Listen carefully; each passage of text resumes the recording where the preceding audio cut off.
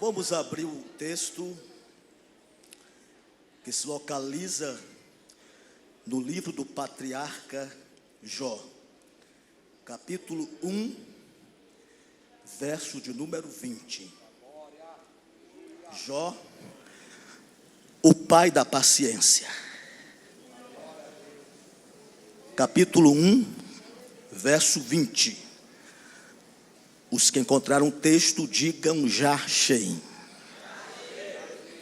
Então Jó se levantou e rasgou o seu manto, e rapou a sua cabeça, e se lançou em terra, e adorou. Aleluia. O livro de Jó é um dos 5 livros poéticos do Antigo Testamento. Poético no aspecto de que os capítulos de 3 até o 41 estão escritos em formas de poesia.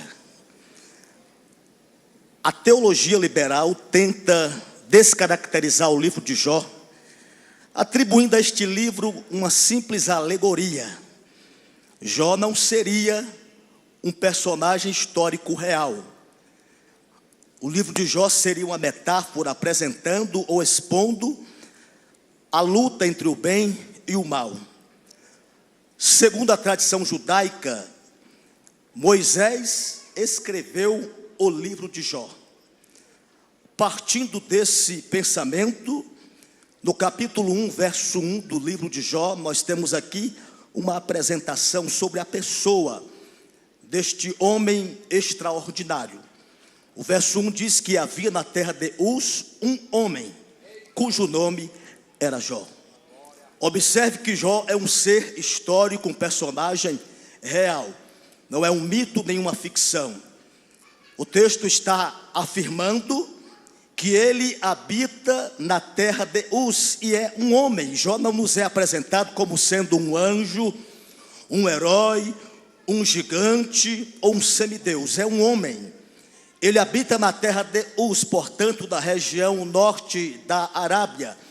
Isso mostra que Jó não é um judeu, ele não é um descendente de Abraão. Ele é um gentio. Jó habita em uma terra de muitos deuses. Mas na contramão daquela cultura pagã, Jó, ele adora e serve ao Deus único e verdadeiro, provando que o homem não é produto do meio, como a filosofia e o humanismo apregoa. Não é o meio que influencia o homem e a mulher de Deus. Pelo contrário, é o homem e a mulher de Deus que influencia o meio no qual ele vive, porque Deus nos chamou para brilharmos como os astros, como sal e como luz do mundo. Aleluia. O texto diz ainda que Jó possui 4 qualidades morais e espirituais. Ele é sincero, reto, teme a Deus e se desvia do mal. O verso 2 do capítulo 1 de Jó apresenta a maior riqueza na vida do homem, a sua família. O texto diz que nasceram-lhe 7 filhos e 3 filhos. O verso 3 nos apresenta a prosperidade e as riquezas de Jó, dizendo que ele tem 7.000 ovelhas, 3.000 camelos, 500 juntas de bois, 500 jumentas e muita gente ao seu serviço. E Jó é o maior em todo o Oriente. Ou seja, Jó é o homem mais rico, mais próspero, mais fértil e mais fecundo em todo o Oriente. A vida de Jó vem refutar aquela ideia que pessoas ricas não podem ser piedosas. Riqueza não é pecado nem defeito, e pobreza não é uma virtude. Ninguém é salvo por ser pobre e nem condenado por ser rico. Nem riqueza e nem pobreza determinam a nossa condição na eternidade. O que determina a nossa condição na eternidade é o nosso relacionamento com Deus. A Bíblia afirma que riquezas e glórias vêm de ti, e que é Deus quem quem fortalece a nossa mão para adquirirmos riquezas. Só que Jó, o seu coração não está na riqueza, no seu patrimônio. Ele entende que o Deus da bênção é maior do que as suas bênçãos, que o doador é mais importante do que as suas dádivas. O verso 4 apresenta a família de Jó unida, os seus filhos fazendo banquetes, um na casa do outro, cada um no seu dia. O verso 5 mostra a preocupação de Jó com a vida espiritual dos filhos. Ele traz os filhos ao altar de Deus e oferece por cada um deles sacrifícios ao Senhor. O verso 6 vai mudar o cenário. Nós vamos sair do cenário da terra e vamos entrar agora no cenário celestial. No verso 4 e 5 nós vemos a reunião dos filhos de Jó e a reunião de Jó com seus filhos. Mas no verso 6 nós vamos ver agora a reunião de Deus com os seus filhos. E o texto diz que os filhos de Deus vieram se apresentar diante dele, uma referência aos anjos, e Satanás veio também entre eles fazer o que? Se apresentar, porque tudo está sob o domínio absoluto de Deus, que é o soberano e o todo-poderoso. E ali começa um diálogo entre Deus e Satanás. Deus pergunta: de onde você vem? Ele responde: rodei a terra e passeia por ela. Agora Deus faz questão de destacar, de observar Jó e suas qualidades. E Deus diz assim: observaste tu o meu servo Jó? Essa é a primeira qualidade que Deus vê em Jó. Moisés só viu 4 qualidades: sincero, reto, temente a Deus e se desvia do mal. Satanás não viu em Jó nenhuma qualidade, mas Deus vê em Jó 6 qualidades. E a primeira qualidade é esta: ele é meu servo. Porque Deus não busca títulos e nem se impressiona com a aparência exterior. Deus busca os valores internos e as virtudes espirituais. Segunda qualidade de Jó: ninguém há na terra semelhante a ele. Ele é um ser único no palco da vida. Ele é sincero, ele é reto, é temente a Deus e se desvia do mal. Jó tem 6 qualidades, mas o diabo começa a acusar Deus e também acusa a Jó. O diabo diz para Deus: tu tem abençoado tudo que esse homem faz. Onde a mão dele toca, vira ouro. O gado dele está crescendo. Você cercou a sua casa e a sua família de bens. O diabo acusa Jó de ter uma fé interesseira. A fé de Jó não é sincera. A fé de Jó é uma fé utilitarista, é uma barganha contigo. Jó não te adora por aquilo que tu és, mas por aquilo que tu podes dar de bom a ele. O diabo acusa Deus de comprar a devoção dos homens com bênçãos materiais. E Satanás continua na sua acusação. Quer ter certeza que a fé de Jó não é sincera? É só tocar em tudo que ele tem.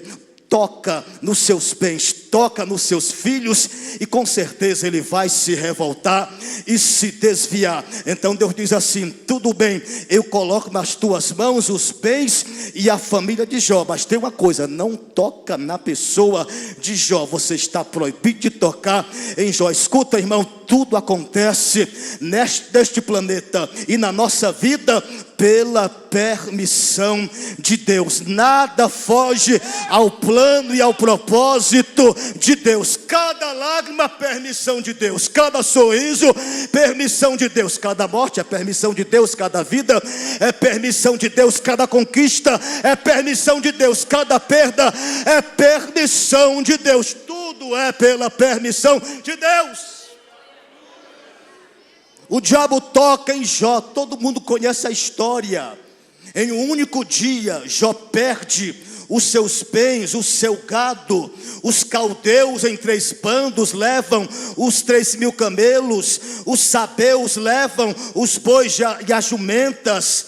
Desce fogo do céu e queima e mata as ovelhas. Vem um vento do deserto e derruba a casa ali do primogênito. E os 10 filhos de Jó reunidos, todos são atingidos e todos morrem. E cada notícia vem chegando uma atrás da outra. Não dá tempo de Jó pensar, raciocinar, gerenciar. Satanás ataca Jó com muita fúria, mas com a permissão de Deus. E quando Jó recebe todas essas notícias e tragédias, para a vergonha de Satanás e para a glória de Deus, o texto diz que Jó, ele se levanta, ele raspa a cabeça, ele rasga o manto, ele se lança em terra, e ao invés de se revoltar, Jó adora a Deus. É fácil cantar na alegria, é fácil adorar na casa de Deus, é fácil cantar quando tudo está indo bem, tudo está dando certo. Mas nesta noite Deus está buscando homens e mulheres que têm uma fé desinteressada, uma fé em Deus não apenas circunstancial e situacional, mas uma fé que independe das circunstâncias favoráveis. O diabo volta à presença de Deus, ele não se dá por satisfeito, e Deus fala para ele: você viu meu servo Jó? Continua firme, continua fiel. Você me incitou para consumi-lo sem causa, mas ele continua me adorando. E o diabo insiste, pele por pele, tudo que o homem tem dará por sua vida. Ele sofre as dores da alma, mas ele não sofre a pior de todas as dores, a dor física. Toca na carne e nos ossos de Jó, e ele vai blasfemar de ti na tua face. E Deus agora diz: tudo bem, agora você pode tocar nele, mas poupa a vida dele. Entenda uma coisa: às vezes Deus pode permitir que Satanás se levante contra nós, se insurja contra nós, e até toque em nós ou naqueles que nós amamos. Mas não se preocupe, Lutero dizia que o diabo é um cachorro na coleira de Deus.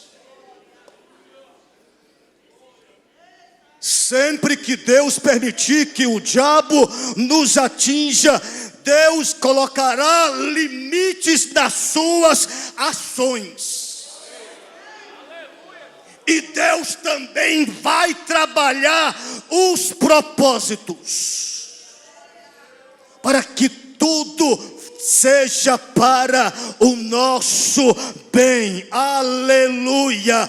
O propósito do diabo era destruir Jó e a sua fé, mas o propósito de Deus era dar para Jó uma experiência ainda muito mais profunda e excelente do conhecimento e da grandeza e majestade de Deus.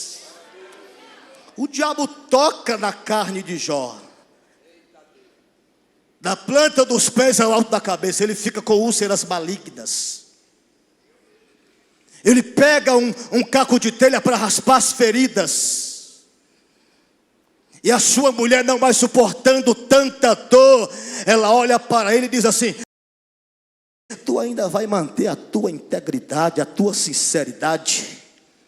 Que vantagem há em servir e adorar a Deus na dor, nas perdas, na morte, nos prejuízos? Eu vou te dar um conselho, dizia a mulher de Jó: amaldiçoa a Deus e morre, ou seja, se suicida, Jó.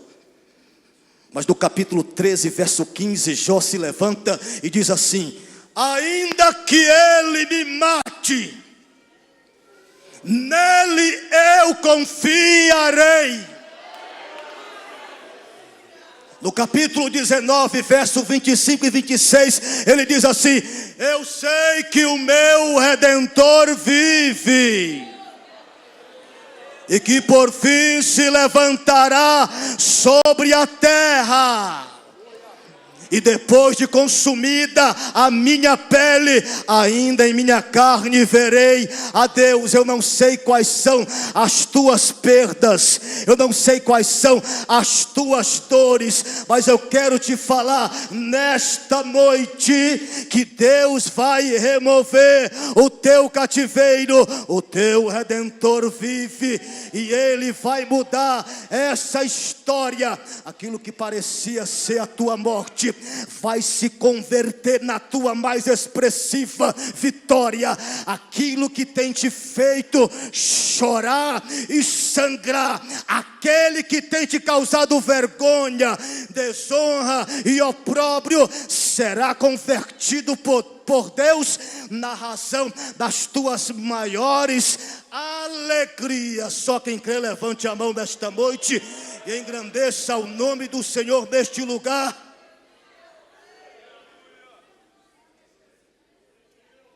O livro de Jó vai tratar dessa problemática filosófica e teológica. O problema do sofrimento na vida do justo. Porque o justo sofre e o ímpio prospera. É uma questão que traz até perturbação. Tem um salmista chamado Asaf, que ele compõe um salmo exclusivamente para tratar desse problema.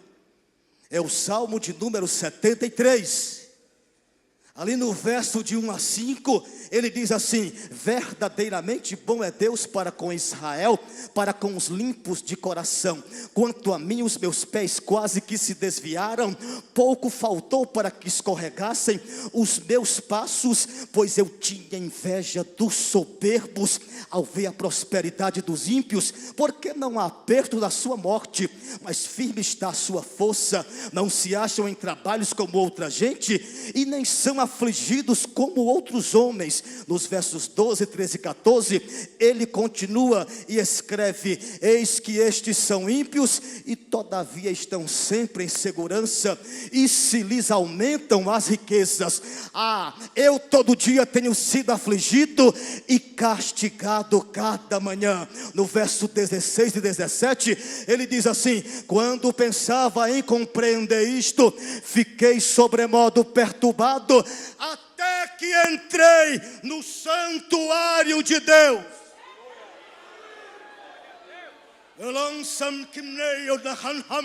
Quando ele entrou no santuário de Deus, ele escreve: então entendi eu.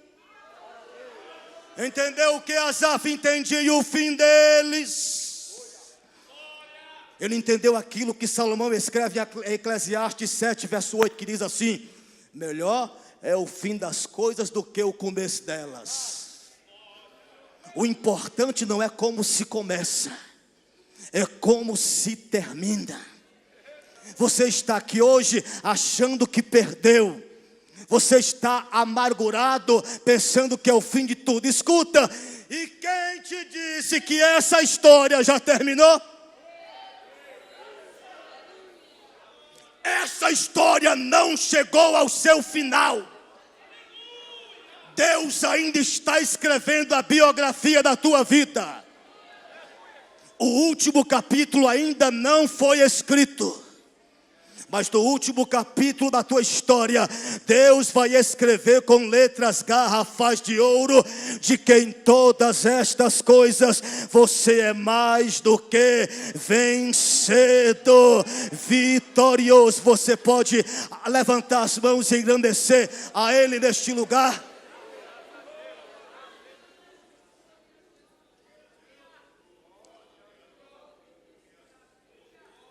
Porque o justo sofre, e porque sofre como sofre.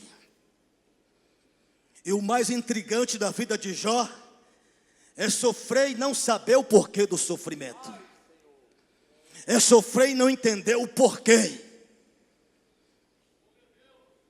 Você vai perceber ali no capítulo 3 do livro de Jó, que os seus amigos Elifaz, Bildade e Zofar, eles têm uma boa intenção de consolar o amigo Jó. Mas quando eles chegam ali e veem aquela figura desfigurada de Jó, na cinza, o corpo em estado de putrefação, o próprio Jó diz que o seu mau hálito exalava, as suas feridas exalavam, ele está ali doente no corpo e doente na alma, de luto. Os amigos de Jó ficam mudos, não conseguem falar nada, ficam 7 dias e 7 noites em total silêncio, porque a dor de Jó era muito grande. Tem momento da nossa vida, tem fase em nossa vida, que ninguém tem uma explicação, que ninguém tem uma palavra, que o céu fica de bronze, ninguém sabe o que nos falar. Há momentos na tua vida que alguém até tenta te ajudar, mas não dá, não consegue, parece que não tem jeito, não adianta. É Deus nos mostrando que tem coisas que na nossa vida só quem vai fazer é Ele, só quem pode realizar é Ele. Então, se alguém tentou te ajudar ou não quis te ajudar nessa fase, olha, não fica machucado, não fica magoado. Entenda uma coisa: sofrimento na vida do crente não é castigo.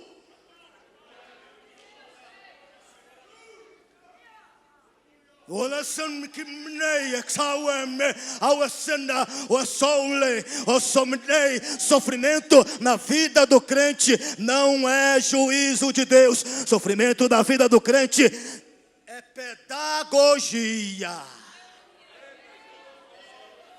Aleluia. Deus não desperdiça sofrimento em nossa vida sem um santo propósito. Ele faz Bildade e Zofar. Quando começaram a abrir a boca, da boca deles não saiu palavras de ânimo, de cura, de vida, de consolo.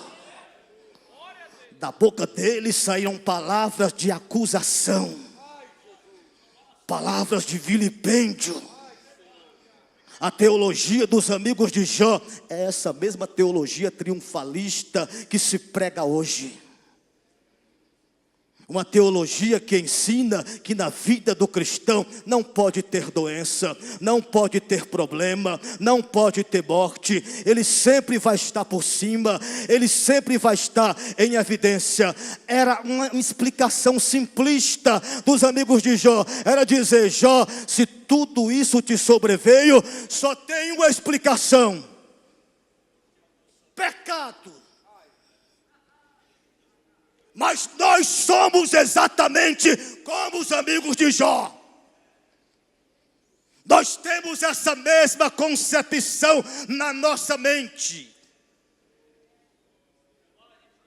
Qualquer coisa que acontece com determinada pessoa, a gente já pensa logo: é a mão de Deus, é castigo de Deus, é juízo de Deus. É claro que o pecado traz graves consequências e dores, mas nem toda dor e sofrimento em nossa vida significa que tenhamos pecado contra Deus ou desagradado a Ele. Do capítulo 3 até o 37 do livro de Jó, você vai lendo e você vai observando Jó falando. Ele faz Bildade e Zofar, os amigos de Jó também se pronunciam. Eliú, um quinto personagem, entra em cena. Os amigos de Jó acusam Jó. Jó se defende. 15 vezes Jó pergunta: por quê? Por que não morri no ventre da minha mãe? Porque os seios da minha mãe não se murcharam. Porque meus filhos morreram. 34 vezes Jó apresenta suas queixas a Deus. Jó só quer uma explicação, mas Deus não lhe dá nenhuma explicação. eu vejo no livro de Jó a soberania de Deus. Estão pregando hoje uma teologia que o homem quer sujeitar Deus à sua vontade. Estão pregando hoje uma teologia em que a vontade do homem tem que ser feita no céu, mas não é esse evangelho que nós pregamos. O evangelho que nós pregamos é que a vontade de Deus se faça na terra e se cumpra na nossa vida, porque Deus tem um plano perfeito, Deus tem um plano eficaz na tua vida e na minha vida. Aleluia! Jó só pode ter pecado, pensavam os amigos de Jó. Só que o que mais machucava, incomodava, perturbava o coração de Jó, não foi a perda dos bens, a morte dos filhos, o desprezo da esposa, a acusação dos amigos e a doença no corpo, não. O que mais machucava o coração de Jó foi o silêncio de Deus. Deus ficou em silêncio. Deus não falou nada. Deus é soberano. Ele não cede aos nossos caprichos e às nossas vontades. Aleluia! Deus nem sempre vai explicar as razões dos nossos sofrimentos e dores. Deus nem sempre vai dar explicação, mas Deus sempre dará restauração. Aleluia! Aleluia! Eu aprendo no livro de Jó que na vida do cristão tem luta, tem tristeza, tem morte, tem doença. Tem aquele tempo de você estar esquecido, talvez, humilhado. Tem tribulações, tem aflições. Mas também eu aprendo no livro de Jó que tem luta, mas tem vitória. Tem perda, mas tem restituição. Tem o tempo de você estar no anonimato, talvez esquecido, mas vai chegar o tempo que Deus vai te tirar do anonimato, soprar o teu nome, te levantar, te honrar, sem você precisar puxar o tapete de ninguém, sem você precisar dar um jeitinho brasileiro, porque quem vai fazer é o próprio Deus da tua vida. Tem o tempo da doença, mas tem o tempo da cura, tem o tempo de chorar, mas vai chegar o tempo de cantar, tem o tempo do inverno, mas esse inverno vai passar. A primavera de Deus vai chegar. As flores das promessas vão desabrochar. Aleluia! Vai ter o tempo de dupla honra. Oh, glória a Deus!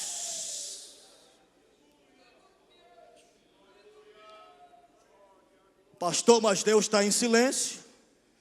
Deus não está falando nada. Ele me abandonou. Ele se esqueceu de mim. Não, de modo nenhum.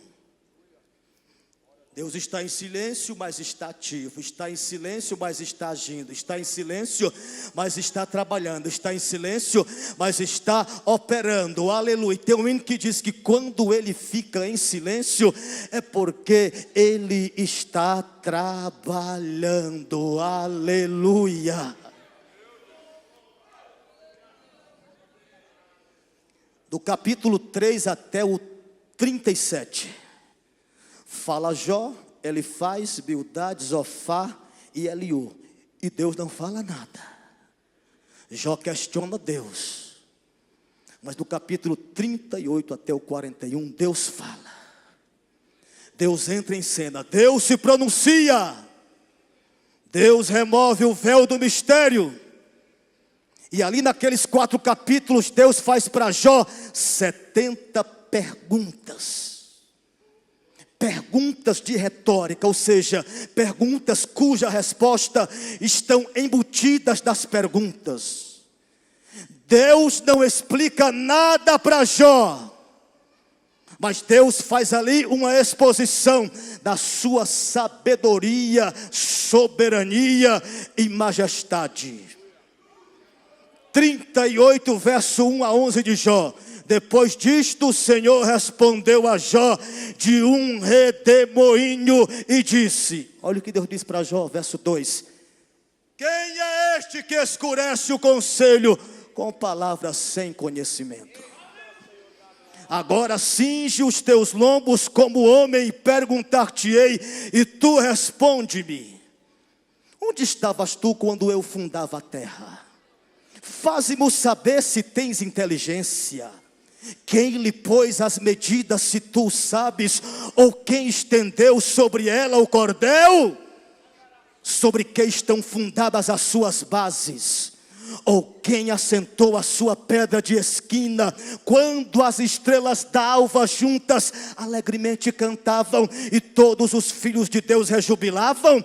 Ou quem encerrou o mar com portas quando transbordou e saiu da madre? Quando eu pus as nuvens por sua vestidura e a escuridão por envolvedouro? Quando passei sobre ele o meu decreto e lhe pus portas e ferrolhos e disse, até aqui virás e não mais adiante, aqui se quebrarão as tuas ondas empoladas.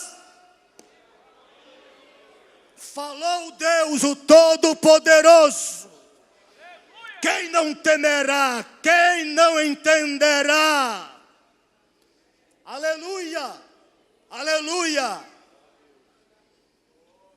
Deus revela para Jó questões da ciência que para a ciência da época era totalmente desconhecido, mas a Bíblia fala antes o que a ciência descobriu depois. Deus fala para Jó, as estrelas da alva juntas alegremente cantavam. Jó, as estrelas no céu me louvam e me adoram. E estrela canta, canta. Depois a ciência descobriu que quando a luz das estrelas, elas cruzam o espaço sideral, se ouve um som como que de música. Os planetas também estão reproduzindo sons. O sistema solar reproduz sons. A natureza e a criação adora o grande Criador.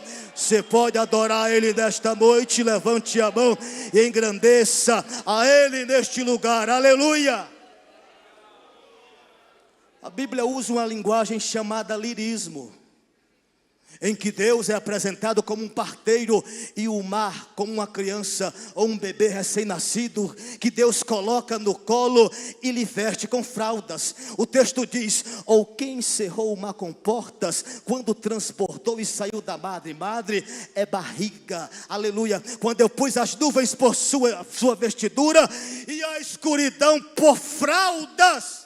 Versão atualizada, a escuridão por fraldas. Esse é o Deus que você serve e adora nesta noite. O mar vem com as suas ondas revoltas. As ondas do mar se levantam ferozmente. Avançam, mas chega em um ponto em que as ondas do mar são quebradas. O que é que a Bíblia diz? Quem determinou isto? Quem fez isto? Deus diz assim, eu pus portas e ferrolhos.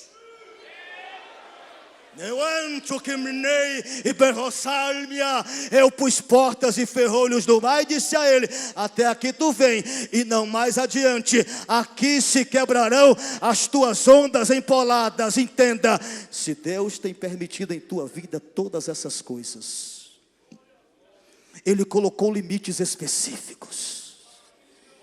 Se Deus tem permitido você passar por todo esse processo, Ele próprio vai te dar graça. E a graça de Deus da tua vida vai triunfar sobre toda dor, sobre todo o sofrimento. Louvado seja Deus.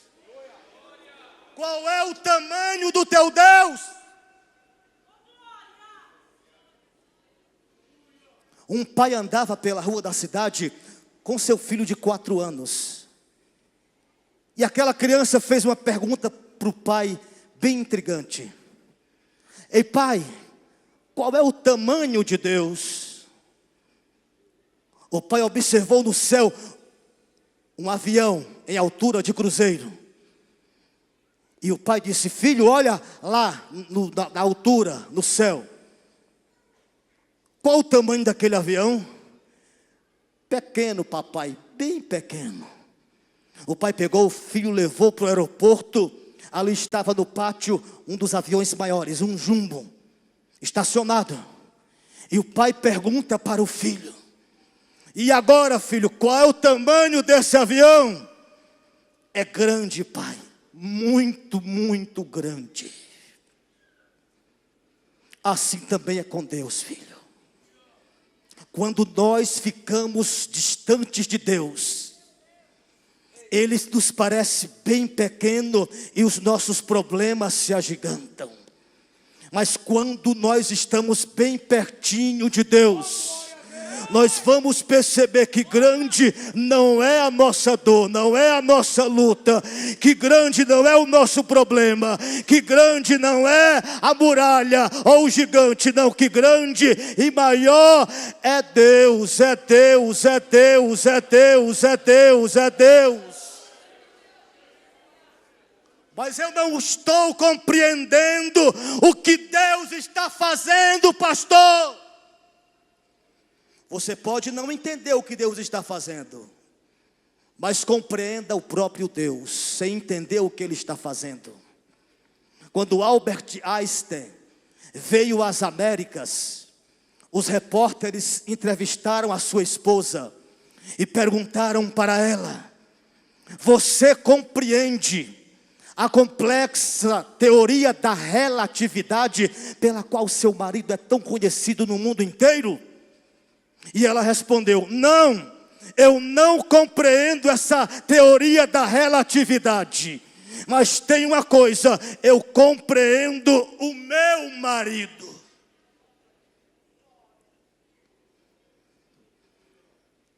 A cura e a restauração de Jó começou não a partir da compreensão do porquê da sua dor e sofrimento. A cura e restauração de Jó começou quando ele viu a majestade e a soberania de Deus. Enquanto estivermos nos queixando e nos defendendo, não seremos restaurados.